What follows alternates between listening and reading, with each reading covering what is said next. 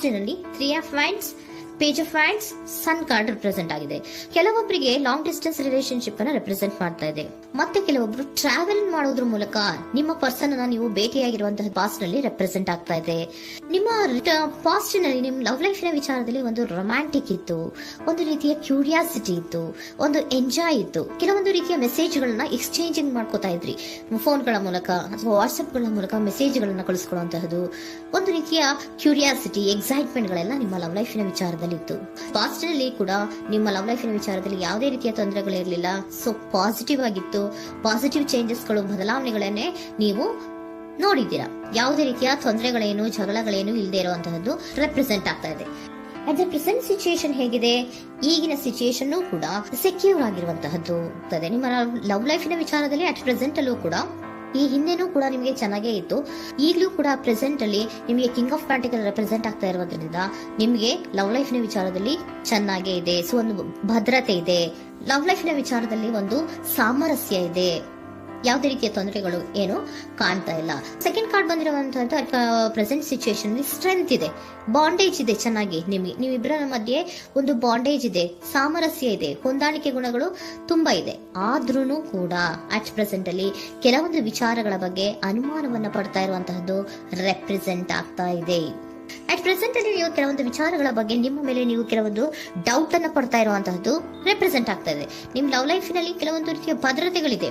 So ಯಾವುದೇ ರೀತಿಯ ತೊಂದರೆಗಳೇನೂ ಇಲ್ಲ, ಒಂದು ರೀತಿಯ ಗುಡ್ ಬಾಂಡೇಜ್ ಇದೆ.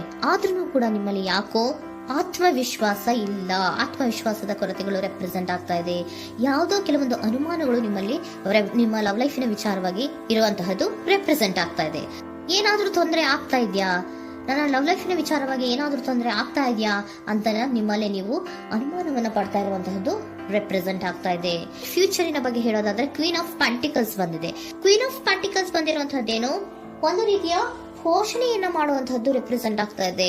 ಯಾಕಂದ್ರೆ ನಿಮ್ಮ ಲವ್ ಲೈಫ್ ನ ವಿಚಾರವಾಗಿ ಅಟ್ ಪ್ರೆಸೆಂಟ್ ಅಲ್ಲಿ ಕೆಲವೊಂದು ವಿಚಾರಗಳಲ್ಲಿ ಸ್ಟೇಬಲ್ ರಿಲೇಶನ್ಶಿಪ್ ಅಲ್ಲಿ ಇದ್ರೂ, ಒಂದು ಗುಡ್ ಬಾಂಡೇಜ್ ಇದ್ರೂ ಕೂಡ ನೀವ್ ಯಾಕೋ ಕೆಲವೊಂದು ವಿಚಾರಗಳ ಬಗ್ಗೆ ಅನುಮಾನವನ್ನ ಪಡ್ತಾ ಇರುವಂತಹದ್ದು, ಅದನ್ನ ರಕ್ಷಣೆ ಮಾಡೋದ್ರೊಳಗೆ ಹೆಚ್ಚು ಗಮನವನ್ನ ಕೊಡ್ತಾ ಇರುವಂತಹದ್ದು ರೆಪ್ರೆಸೆಂಟ್ ಆಗ್ತಾ ಇದೆ. ಇಮಿಡಿಯೇಟ್ ಫ್ಯೂಚರಿನ ಬಗ್ಗೆ ಹೇಳೋದಾದ್ರೆ ನೀವೊಂದು ರೀತಿಯ ಪೋಷಣೆಗಳನ್ನ ಮಾಡುವಂತಹದ್ದು, ನಿಮ್ಮ ಲವ್ ಲೈಫಿನ ವಿಚಾರವಾಗಿ ಕೆಲವೊಂದು ರೀತಿಯ ಹೆಚ್ಚು ಗಮನವನ್ನ ಕೊಡುವಂತಹದ್ದು, ಯಾವುದೋ ನಿಮ್ಮ ವಿಚಾರಗಳಲ್ಲಿ ಹಿಡಿತದಲ್ಲಿ ಏನ್ ಇಟ್ಕೊಂಡಿದ್ರೋ, ನಿಮ್ಮ ಪೊಸೆಸಿವ್ನೆಸ್ ಅನ್ನ ಏನ್ ಇಟ್ಕೊಂಡಿದ್ರೋ, ಯಾವುದೋ ಕೆಲವು ವಿಚಾರಗಳಲ್ಲಿ ನೀವು ಬಹಳಷ್ಟು ಓಪನ್ ಅಪ್ ಆಗಿ ಮಾತಾಡದೆ, ಯಾವ ವಿಚಾರಗಳನ್ನು ಕೂಡ ಹೇಳ್ಕೊಳ್ಳದೆ, ನಿಮ್ಮಲ್ಲೇ ನೀವು ಕೆಲವೊಂದು ಬೇಜಾರುಗಳನ್ನ ಏನ್ ಇಟ್ಕೊಂಡಿದ್ರೋ ಆ ವಿಚಾರಗಳನ್ನ ನೀವು ಮಾತಾಡುವಂತಹ ಸಾಧ್ಯತೆಗಳು ಇಮ್ಮಿಡಿಯೇಟ್ ಫ್ಯೂಚರ್ ನಲ್ಲಿ ಕಾಣಿಸ್ತಾ ಇದೆ. ಯಾವುದೋ ಕೆಲವೊಂದು ವಿಚಾರ, ಯಾಕೆ ಯಾವುದೋ ಕೆಲವು ವಿಚಾರಗಳಲ್ಲಿ ನಿಮಗೆ ಅನುಮಾನಗಳು ರೆಪ್ರೆಸೆಂಟ್ ಆಗ್ತದೆ. ಲವ್ ಲೈಫಿನ ವಿಚಾರ, ಪ್ರೀತಿಯಲ್ಲಿ ಯಾವಾಗ ಅನುಮಾನಗಳು ಸೃಷ್ಟಿಯಾಗುತ್ತೋ ನಾವು ಅವಾಗವಾಗ್ಲೇ ಅದನ್ನ ಬಗೆಹರಿಸ್ಕೊಬೇಕು. ನಮ್ಮಲ್ಲೇ ಇಟ್ಕೊಳ್ಳೋದು, ಅಯ್ಯೋ ಏನಾಗ್ತಾ ಇದೆಯೋ ಅಂತ ಕೊರಗೋದು ಅಥವಾ ಏನಾಗ್ಬಿಡುತ್ತೋ ಅಂತ ಭಯ ಪಡುವಂತಹದ್ದು ಏನು ಬೇಕಾಗಿಲ್ಲ. ಯಾಕಂದ್ರೆ ಲವ್ ಇರುವಂತಹದ್ದೇ ನಂಬಿಕೆಯ ಬುನಾದಿಯ ಮೇಲೆ. ಸೊ ನೀವೇನ್ ಮಾಡ್ಬೇಕು, ಏನಾದ್ರೂ ಸ್ವಲ್ಪ ಡೌಟ್ಗಳು ಬಂದಾಗ ನೀವು ಅದನ್ನ ಬಗೆಹರಿಸ್ಕೊಬೇಕು. ಯಾವ ವಿಚಾರದಲ್ಲಿ ನಿಮಗೆ ಬೇಜಾರಾಗಿತ್ತು ಅದನ್ನ ನೀವೇನ್ ಮಾಡ್ಬೇಕು, ನಿಮ್ಮಲ್ಲೇ ಇಟ್ಕೊಂಡು ಕೊರಗಬಾರ್ದು. ಓಪನ್ ಅಪ್ ಆಗಿ ಮಾತಾಡೋದ್ರ ಮೂಲಕ ನೀವು ಕ್ಲಾರಿಟಿಯನ್ನ ತಗೊಳ್ಳುವಂತದ್ದು ನಿಮಗೆ ಇಮಿಡಿಯೇಟ್ ಫ್ಯೂಚರ್ ನಲ್ಲಿ ಕಾಣಿಸ್ತಾ ಇದೆ. ಯಾವುದೇ ವಿಚಾರಗಳ ಬಗ್ಗೆ ನೀವು ನಿಮ್ಮ ಲವ್ ಅನ್ನ ಅಥವಾ ನಿಮ್ಮ ಪ್ರೀತಿಯನ್ನ ಭದ್ರವಾಗಿ ಉಳಿಸ್ಕೊಳ್ಳೋದಕ್ಕೋಸ್ಕರವಾಗಿ ನೀವು ನಿಮ್ಮಲ್ಲೇ ಇಟ್ಕೊಂಡಿದ್ದಂತಹ ಅಥವಾ ಕೆಲವು ಬೇಜಾರಿನ ವಿಷಯಗಳ ಬಗ್ಗೆ ನೀವು ಹೆಚ್ಚು ಮಾತಾಡಿ, ಓಪನ್ ಅಪ್ ಆಗಿ ಕೆಲವೊಂದು ವಿಚಾರಗಳ ಬಗ್ಗೆ ಮಾತಾಡುವಂತಹದ್ದು ಮತ್ತೆ ಅದನ್ನ ಕ್ಲಾರಿಟಿಗೆ ತಗೊಳ್ಳುವಂತಹದ್ದು ರೆಪ್ರೆಸೆಂಟ್ ಆಗ್ತಾ ಇದೆ. ನಿಮ್ಮಲ್ಲಿ ಬಾಟಮ್ ಆಫ್ ದ ಡೆಕ್ ಅಲ್ಲಿ ಬಂದಿರುವಂತಹದ್ದೇ ಅದು.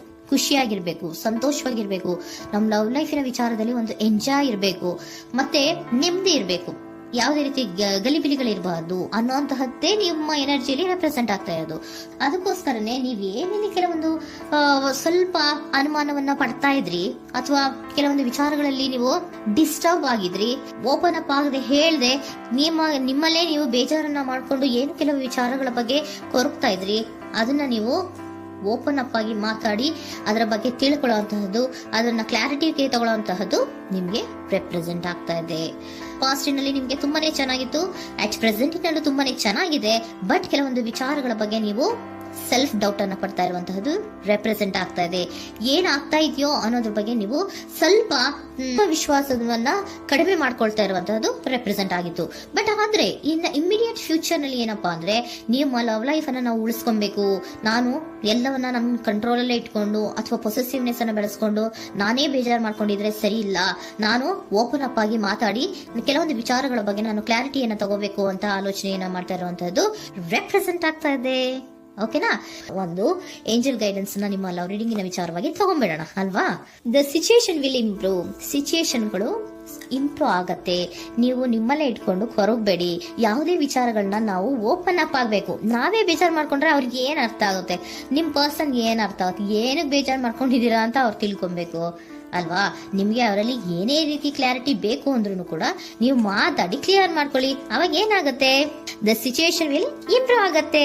ಇದಿಷ್ಟು ನಿಮ್ಮ ಮಂತಿನ ಲವ್ ರೀಡಿಂಗ್.